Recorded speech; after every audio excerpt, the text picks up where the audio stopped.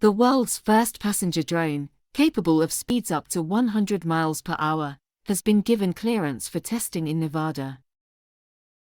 Chinese firm Ying, which designed the one-seater electric drone, said it plans to sell the device for up to $300,000, £210,000.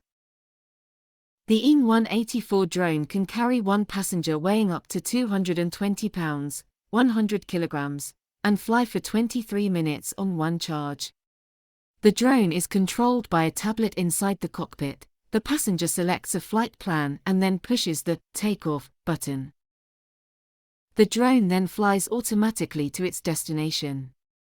Ying said it hopes to sell the device to consumers as well as businesses that want to transport heavy goods. The company also said it is working on a two-seater version of the drone.